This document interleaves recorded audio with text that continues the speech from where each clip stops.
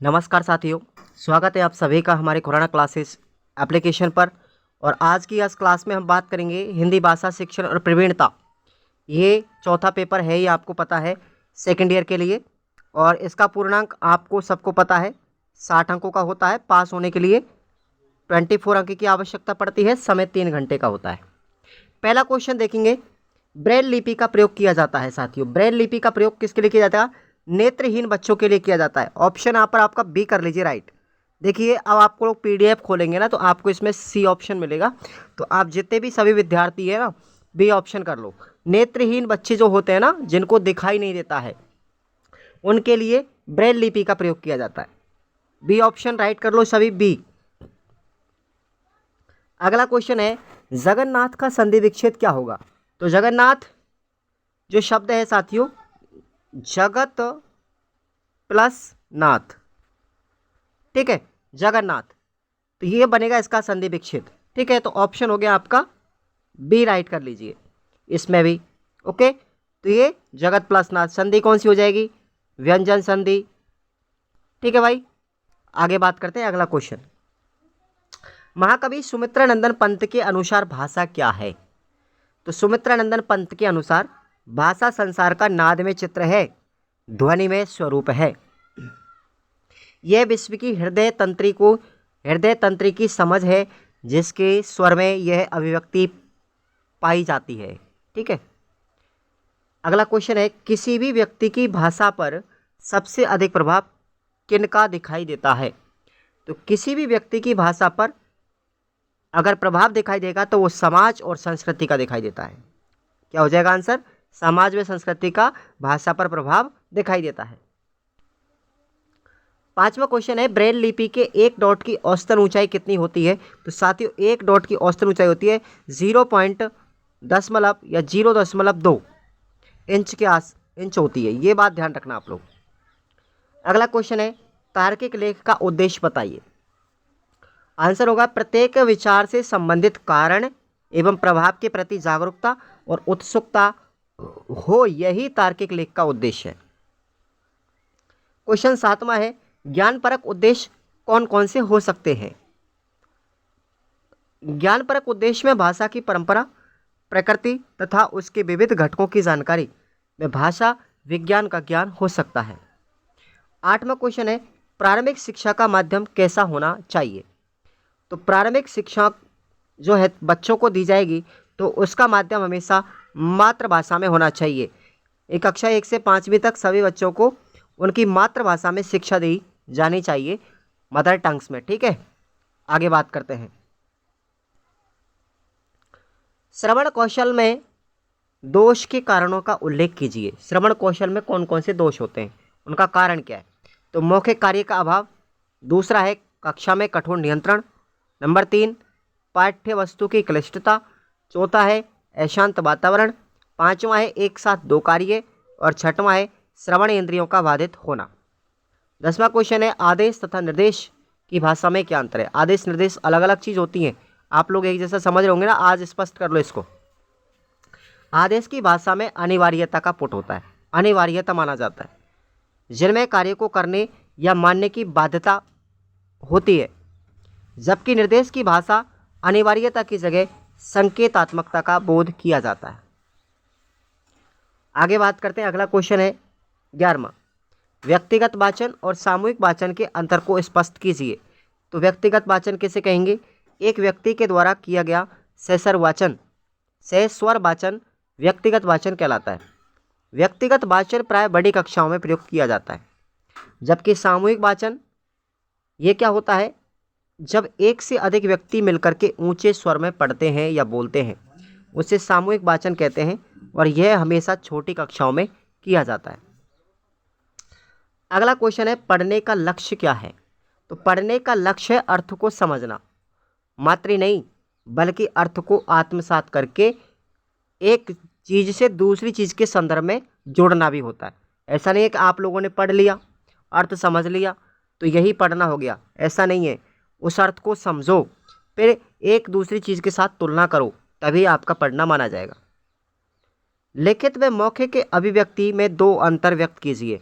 तो लिखित और मौखिक अभिव्यक्ति सबसे पहले लिखित अभिव्यक्ति देखो, यह मूर्त होती है, इसमें अधिक ऊर्जा की आवश्यकता होती है और इसमें सुधार की गुंजाइश होती है। किसमें? लिखित अभिव्यक्ति में।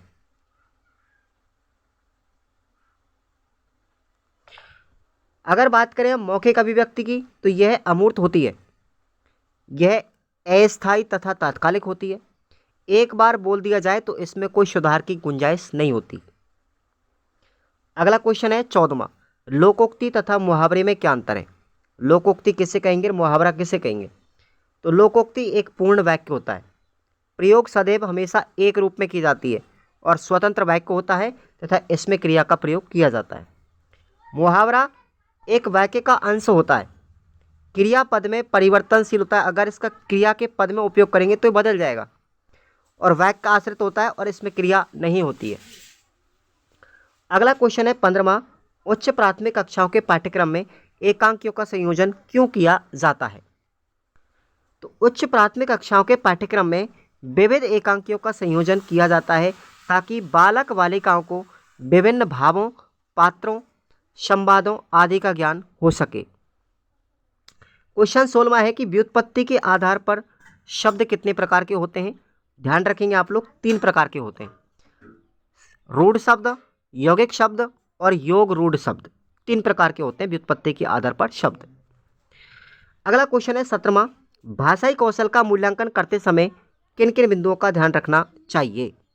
तो देखेंगे, पहला बिंदु, कक्षा स्तर में बच्चों की रुचि होनी चाहिए, एक साथ एक से अधिक कौशलों का मूल्यांकन नहीं करना चाहिए, मूल्यांकन दृष्टिकोण सकारात्मक और सुधारवादी हो, मूल्यांकन सतत और व्यापक होना चाहिए, बच्चों से उपलब्धि भावना का विकास हो और सैद्धांतिक ज्ञान की अपेक्षा भाषा प्रयोग की कुशलता की जांच भी की जानी चाहिए।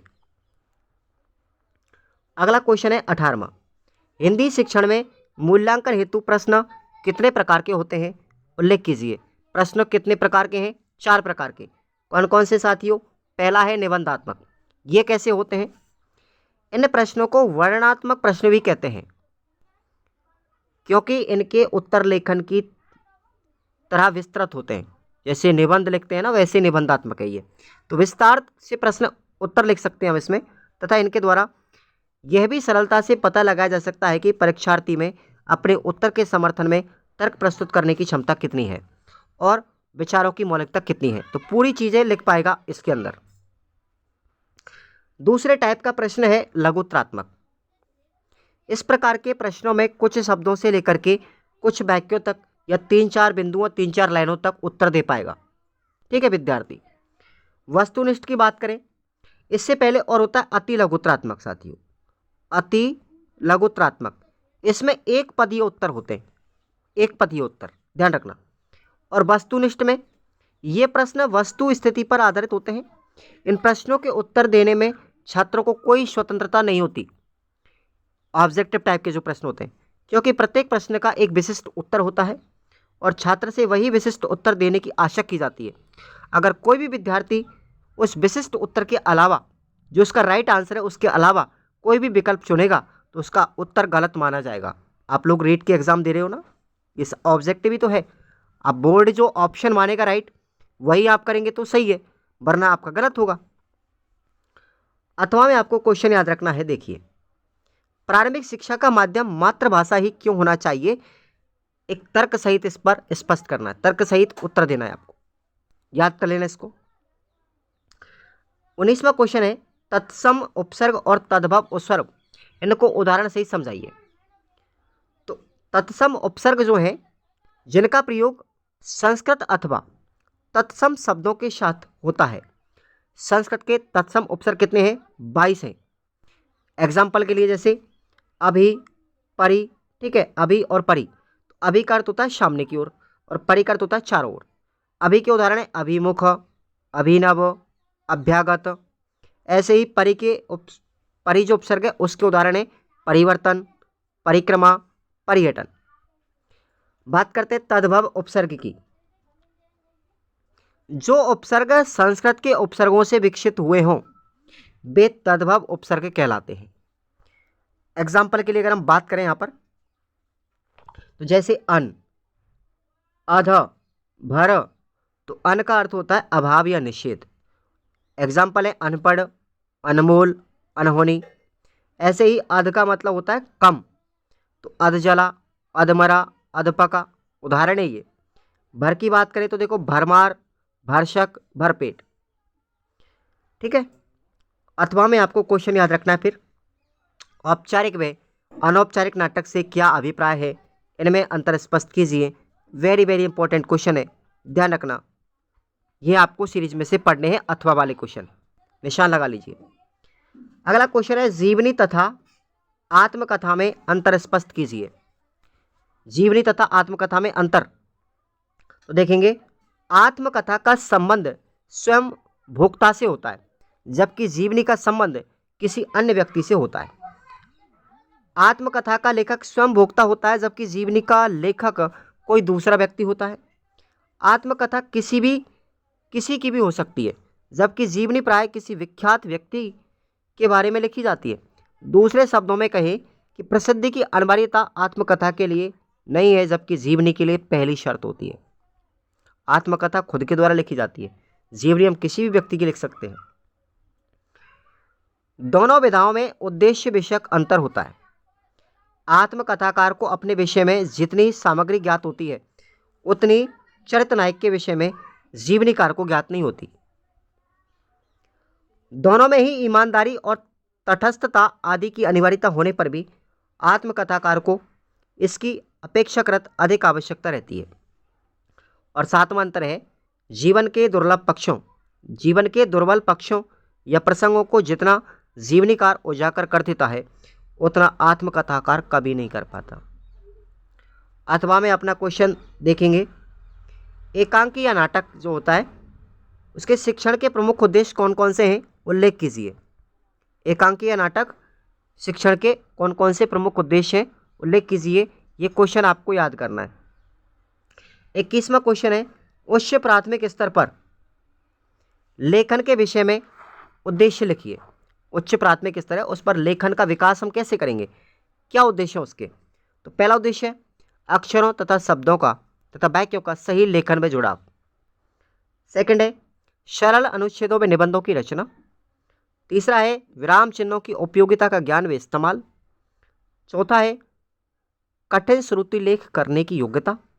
पांचवा है औपचारिक एवं अनौपचारिक पत्र लेखन। छठवां है रचनात्मक लेखन का प्रयास और उस ओर अग्रसर होना। सातवां है अपनी अभिव्यक्ति को लेखन का रूप देना। और आठवां है पठित सामग्री के अर्थ और संदर्भ को लिख देना। अथवा में आपको क्वेश्चन याद रखना है, कहानी की भाषागत विशेषता क्या है, ये आप लोगों को याद करना है अपनी सीरीज में से। क्वेश्चन नंबर 25 पर हम आते हैं। श्रवण कौशल विकसित करने के आधारों की विवेचना कीजिए। श्रवण कौशल को हम कैसे विकसित कर सकते हैं साथियों, देखिएगा। पहला है पर्याप्त श्रवण, ये पहला आधार है। कैसे हम विकसित करेंगे श्रवण कौशल को, पर्याप्त श्रवण के द्वारा।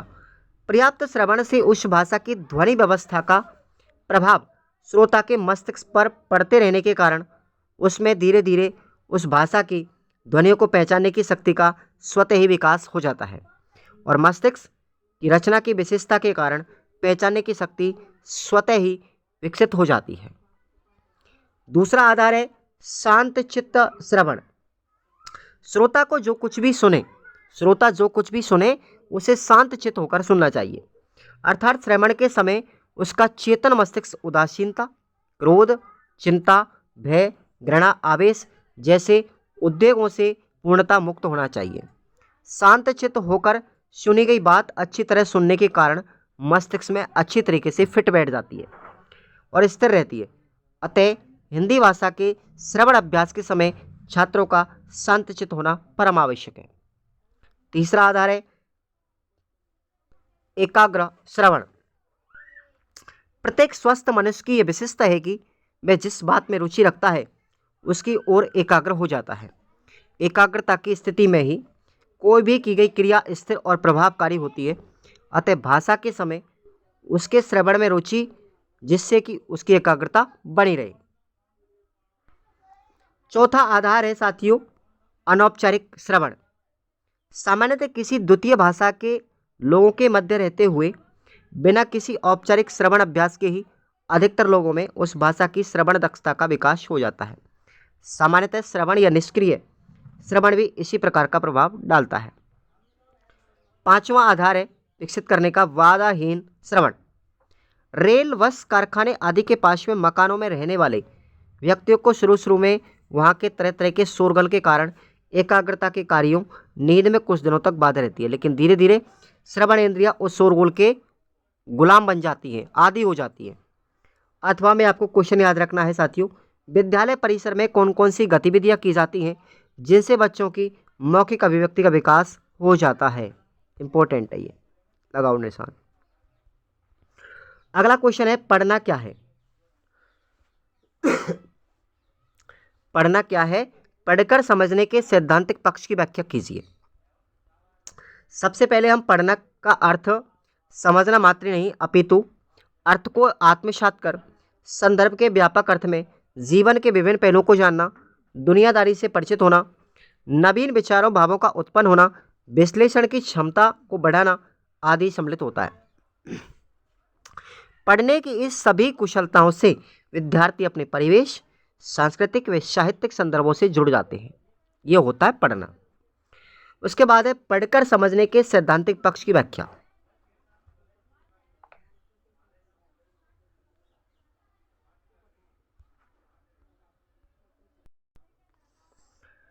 पढ़कर समझना एक सहज कौशल नहीं, यह एक मानसिक सृजनात्मक प्रक्रिया है जो विद्यार्थी, शिक्षकों व बच्चों में सीखने सिखाने के स्तरों में वृद्धि करती है। उच्च प्राथमिक स्तर के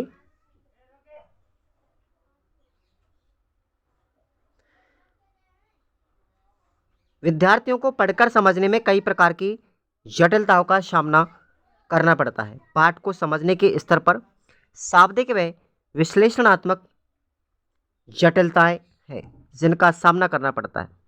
शिक्षण के दौरान अनेक प्रकार की पाठ्य पुस्तकों व विधाओं से शिक्षक का सामना करना पड़ता है। शिक्षण प्रारंभ करने से पहले विद्यार्थी शिक्षक को पाठ की जटिलता के स्तर को भली प्रकार से जान लेना चाहिए। उच्च प्राथमिक स्तर पर भाषा व विषय वस्तु दोनों में जटिलता आ जाती है। भाषा में जहाँ शिक्षक विद्यार्थियों के शब्द भंडार में वृद्धि करते हैं, वही शब्द निर्माण की दक्षता पर भी ध्यान देते हैं। ये व्याकरणिक घटकों की ओर विद्यार्थियों का ध्यान आकृष्ट करते हैं, वही लोकोक्तियों तथा मुहावरे के प्रयोग पर बल देते हैं। उच्च प्राथमिक स्तर पर पाठ्य सामग्री में दो प्रकार की रचनाएं शामिल होती हैं। पहली होती है गहन अध्ययन के लिए और दूसरी होती है द्रुत अध्ययन के लिए। तथा गहन अध्ययन के लिए कविता, निबंध, जीवनी जैसी विधाएं होती हैं, पाठ्य सामग्री का हिस्सा बनती है। वही द्रुत पठन के लिए संस्मरण, एकांकी, नाटक, यात्रा संस्मरण जैसी विधाओं की जगह दी जाती है। अथवा में क्वेश्चन याद रखना है, पढ़ने की क्षमता का विकास करने के लिए बालकों को किस प्रकार के पाठ दिए जाने चाहिए, इन पाठों की विशेषता लिखिए। इंपॉर्टेंट है। अगला क्वेश्चन देखेंगे 24वां।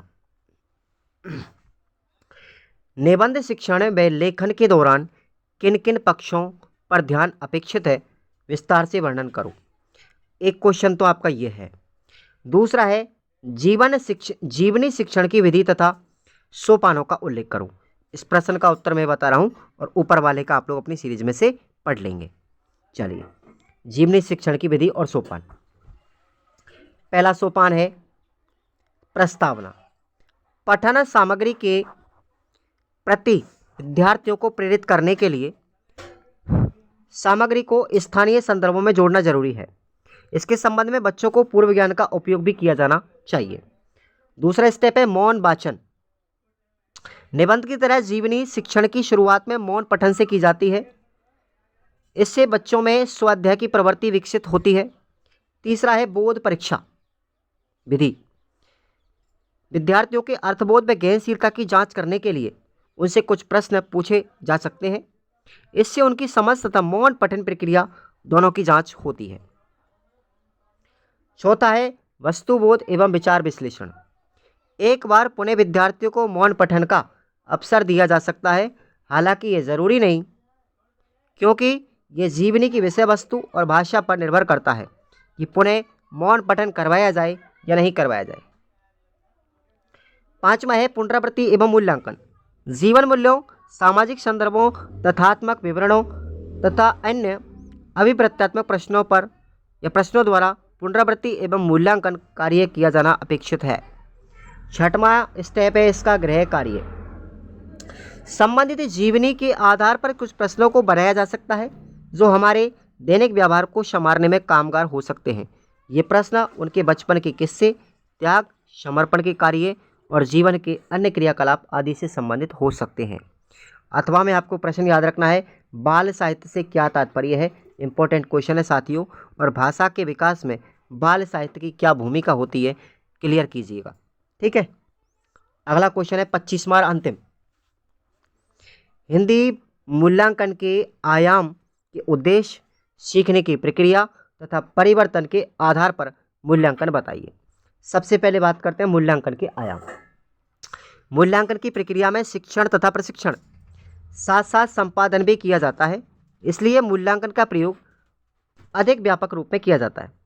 इसमें मापन छात्रों की निष्पत्तियों तक ही सीमित नहीं होता, अपितु शिक्षण की सामूहिक प्रक्रिया का भी मूल्यांकन किया जाता है। मूल्यांकन में बालक के संपूर्ण व्यवहार, परिवर्तन और शिक्षण की प्रक्रिया के उपकरणों एवं विधियों का मापन किया जाता है। इस प्रकार परिवर्तन में बालक के ज्ञानात्मक, क्रियात्मक और भावात्मक पक्ष शामिल होते हैं। अब शिक्षा की जो प्रक्रिया है साथियों, इसको बीएस ब्लूम साहब ने त्रिपदीय माना था। ठीक है, त्रिपदीय, जिसमें 3 पद कौन कौन से थे? शिक्षण उद्देश्य, दूसरा था व्यवहारगत परिवर्तन और तीसरा है अधिगम के अनुभव। ठीक है। मूल्यांकन आयाम में शिक्षण के उद्देश्यों, सीखने के अनुभवों और व्यवहारगत परिवर्तनों में घनिष्ठ संबंध स्थापित किया था बीएस ब्लूम साहब ने।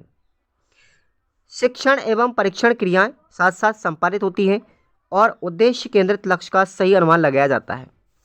शिक्षण के उद्देश्य 5 याद रखने हैं आपको। पहला ज्ञानात्मक, दूसरा कौशलात्मक, तीसरा प्रयोगात्मक, चौथा रुचि और 5वां अभिवृत्त्यात्मक। ठीक है भाई। अब आपको अथवा में क्वेश्चन याद रखना है। निम्नलिखित बिंदुओं के आधार पर आपके द्वारा पढ़ी गई किसी भी कविता या कहानी की लेसन प्लान आपको बनाना है, पाठ योजना तैयार करनी है साथियों। ये आपको ध्यान रखना, आप सभी विद्यार्थियों ने लेसन प्लान की डायरी बनाई होगी, दैनिक पाठ योजना की डायरी बनाई होगी, तो आपको दैनिक पाठ योजना बनाना आना चाहिए। वहाँ आपसे कोई भी प्रश्न पूछा जा सकता है जो 6 या 8 नंबर का होगा आपका। ठीक है, तो आप लोग जरूर से ज़रूर बनाना सीख लीजिए। हालांकि सीख लिया होगा आप लोगों ने, तो सभी विद्यार्थी लगातार कंटिन्यूस क्लास को लेते रहे। Thank you so much.